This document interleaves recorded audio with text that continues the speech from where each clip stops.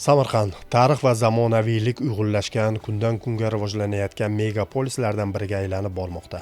Aholi sonining o'sishi, sayyohlar oqimining ortishi shaharda jamoat transport tizimini takomillashtirishni taqozo etayotgani ham bor gap. Bugungi kunda Samarqand shahrida jamoat transportining asosiy qismini zamonaviy avtobus, elektrobus, tramvay va mikroavtobuslar tashkil etadi. Yo'lovchilarga xizmat ko'rsatayotgan yangi rusumdagi avtobuslar ekologik, toza, qulay va xavfsiz bo'lib, shaharning asosiy ko'chalari hamda chekka hududlarini bog'lab turibdi. Ma'lumotlarga tayanadigan bo'lsak, Samarqand shahrida aholiga qulay bo'lgan jamoat transport tizimi yaratilib, so'nggi yillarda 300 ga yaqin zamonaviy avtobuslar xarid qilindi. Ushbu avtobuslardan 100 tasi ekologik xavfsiz bo'lgan elektrobuslar hisoblanadi.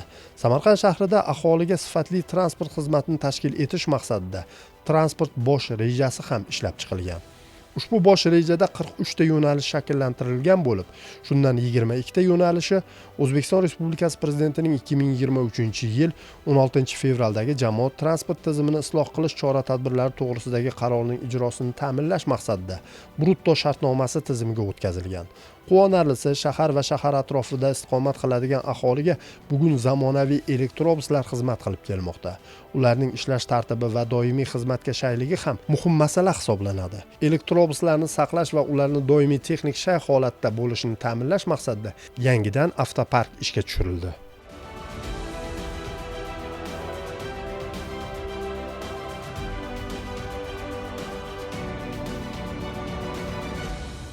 Biz turgan nuqta transport vositalarini qabul qilish va ishga chiqarish nuqtasi hisoblanadi. Ertalab haydovchi ishga kelganida yo'l varaqasini oladida, tibbiy ko'rikdan o'tadi. Navbatchi mexaniklar bilan belgilagan tartibda to'ldiriladi yo'l varaqasi. Navbati bilan haydovchilar yo'lga chiqadi. Ishni boshlaydi. Kechki payt ish tugatgandan keyin navbati bilan kiradi. Yo'l varaqasini mexaniklarga belgilatib, dispetcherga topshiradi. Oldin mashinalarni yuvishga olib kiradi, keyin zaryadlash stansiyalariga olib borib ochirat bilan kirgiziladi hammasi. Maqsadimiz bitta, shahrimiz aholisiga sifatli xizmat ko'rsatish.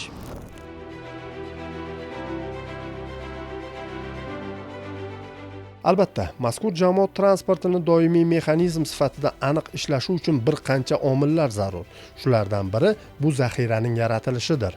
Samarqand yo'lovchi trans davlat muassasasi bu jihatlarni ham inobatga olgan.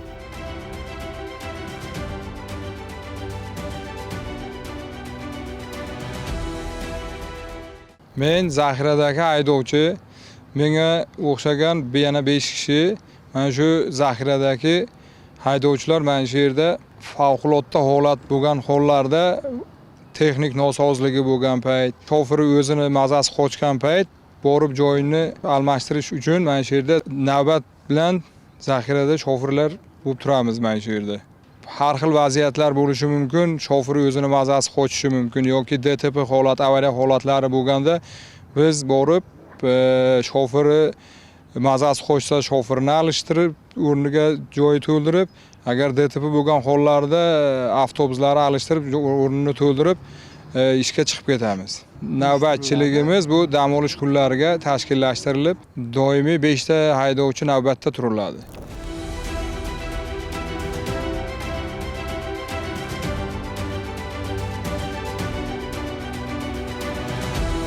Xo'sh, aholiga sifatli xizmat ko'rsatish uchun elektrobuslarning qaysi jihatlariga e'tibor qaratish lozim?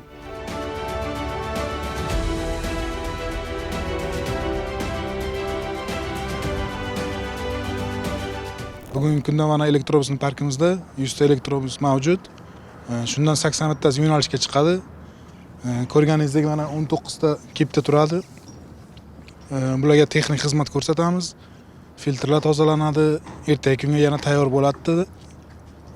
Zapasda masalan yo'lga biron muammo bo'lib qolsa, shopir bor, shopir chiqib yo'nalishdan o'zgartirib keladi. Biz bu yerda remont ta'mirlab, yana ertaga kunga tayyorlab qo'yamiz.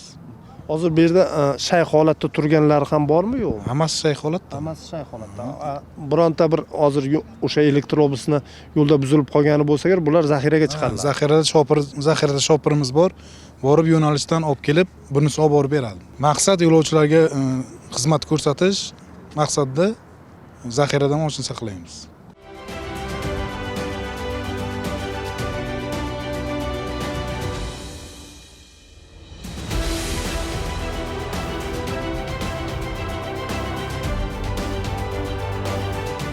So'nggi yillarda jamoat transporti sohasida muhim yangiliklar joriy etildi. Xususan, elektron to'lov tizimini yo'lga qo'yilishi orqali yo'lovchilarga yanada qulaylik yaratildi. Bu nafaqat vaqtni tejaydi, balki xizmat sifatini ham oshirmoqda.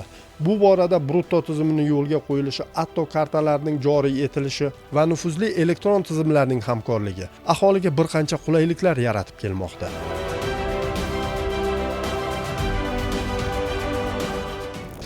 Avtobusdan foydalanish men uchun qulay. Avtobusda kartada yechiladi yoki xohishga qarab naqdda yechiladi. Kartada yechilganda arzonroq. Birinchi avtobusdan ikkinchi avtobusga o'tganda arzonlashadi. Agar uchinchi avtobusga chiqsa tekin bo'ladi.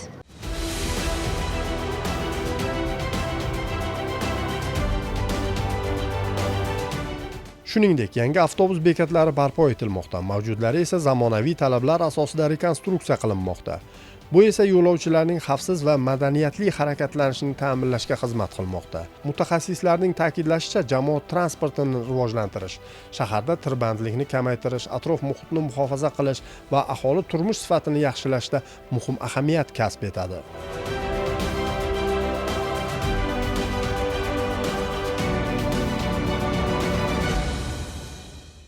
Oxirgi qulayliklar juda ham yaxshi. Men necha yillardan beri ishlayman. Shu jamoat transportida foydalanaman. Kuniga 2-3 mahalam chiqish anolarim bo'ladi. Mana kartalardan foydalanaman, juda ham yaxshi. 2000 ursa 2000 tashlab beradi. Foydalanishi yaxshi. Ham yo'limizga, manzilimizga 10 minut, 15 minutda yetamiz. Qiyinchiligimiz yo'q. Prezidentimizga rahmat. Shunday bizga sharoitlar yaratib qo'ygani uchun. Ilgarigi avtobus bilan hozirgi avtobus farqi bormi? Farqi juda ham katta. Va issiq, unda yaxlab ketardik. Ocheret juda ham ko'p edi. Bunda normal yura olamiz. Kengligi, qunayligi, issiqligi, yozda salqinligi bilan juda ham yaxshi.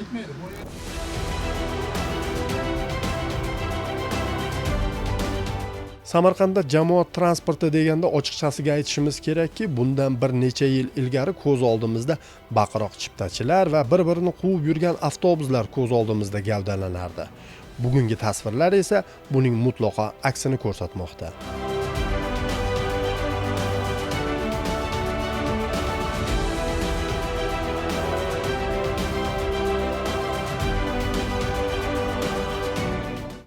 Yildan shoferlik qilaman. Hozir avvaldaga o'xshaganda bu yil mana avtobus yutonlar kelgan. Bu yaxshi, hozir qulayliklar zo'r. Komfort desak ham bo'ladi. Avvaldagi avtobuslar unga qaragancha ancha bu yaxshiroqda. Hozir kartalar hozir validatorni shuna uradi, tushib ketyapti. Bizlarga ham qulaylik zo'r. Avval u Isuzuga chopa-chop bor edi. Hozirga unday yo'qda. Vaqtimizda haydaymiz. Vaqt bilan hamma joyda vaqt soat bilan yetib borib shunday harakat qilyapmiz. Avvaldagilar konkurent bor edi, chopa-chop unaqa yo'q hozir. Hozir Xudoga shukr yaxshi.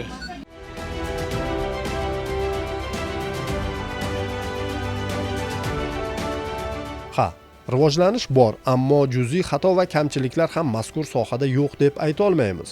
Chunonchi ba'zi bir hududlarda bekatlarning yetishmasligi, yo'llarning ta'mirtalabligi, aholining jamoat transportidan foydalanish madaniyatining yetishmasligi singari omillar bugun bu sohaning xunuk jihatlari sifatida tilga olinmoqda. Ammo bular ham vaqt o'tib o'z o'rniga tushib ketadigan jihatlardir. Guruch kurmaksiz bo'lmaydi deganlardek, haydovchilarning muomala madaniyati, bekatlarga vaqtida kelib, vaqtida qo'zg'alishini nazorat qilish hamda sohada sifat ko'rsatkichini oshirish maqsadida doimiy kuzatuv va dispetcherlik xizmati Samarqand viloyat transport boshqarmasida yo'lga qo'yilgan.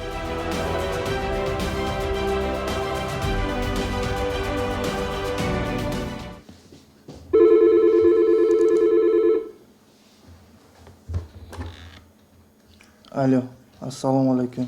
Avtomatlashtirilgan dispetcherlik xizmati eshitadi.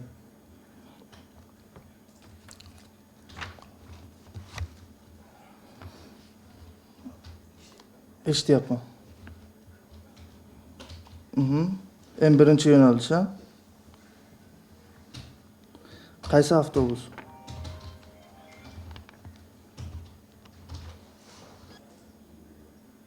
Eshikni ochmadimi?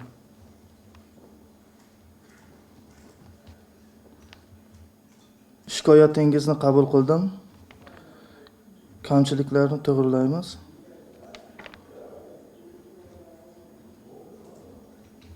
Rahmat.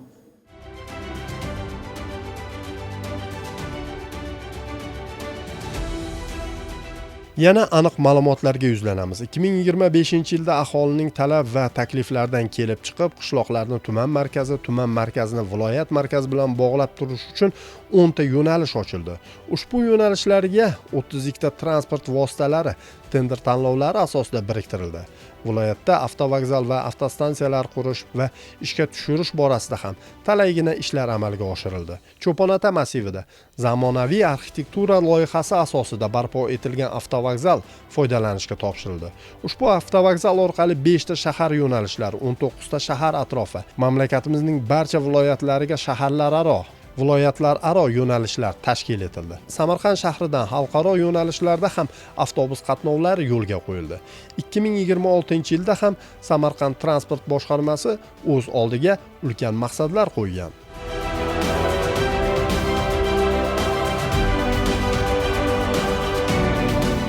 yilda Samarqand viloyat transport boshqarmasi tomonidan bir qancha ishlarni amalga oshirishni reja qilib olganmiz.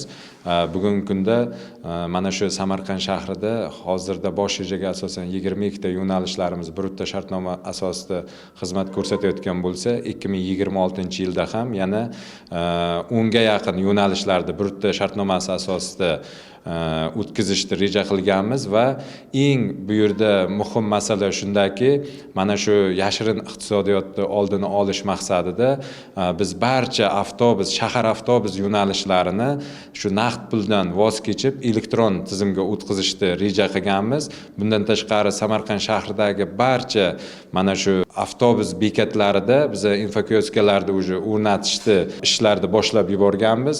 Bundan tashqari mana shu transport sohasida yana aholiga qulay xizmat ko'rsatish maqsadida shu elektrobuslar olib kelinishini reja qilganmiz. Elektrobuslar olib kelinishini keyin olis hududlarda tuman markazini shahar markazlari bilan bog'lovchi avtobus yo'nalishlarini tashkil qilish va bundan tashqari mana shu Samarqand viloyatining olis hududlaridagi tumanlarda yoki o'sha tuman markazlarida bekatlar va yangi avtostansiyalar qurilishini reja qilganmiz. Bugungi kunda tadbirkorlik subyektlarimiz tomonidan ham bir qancha mana shu Samarqand shahrida yangi avtobuslar olib kelinishi rejalashtirilgan. Bundan tashqari tumandagi tadbirkorlarimiz ham avtobus, mikroavtobus va o'sha yo'lovchilarga qulay bo'lish maqsadida o'sha yengil avtotransport vositalariga aholiga xizmat ko'rsatilishini reja qilganmiz.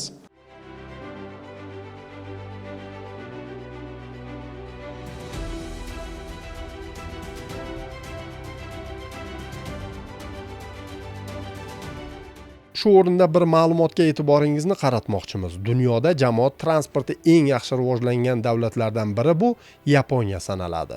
Aniq vaqt, elektron to'lov tizimi, qulay yo'nalishlar va transport vositasidagi qulayliklar Yaponiya jamoat transportini jozibadorligini oshiruvchi omil sifatida e'tirof etiladi. Samarqandda mazkur sohaga mas'ul bo'lganlar esa dunyo tajribasini o'zlashtirishda ham bir qancha sa'y-harakatlarni amalga oshirgani e'tiroflidir.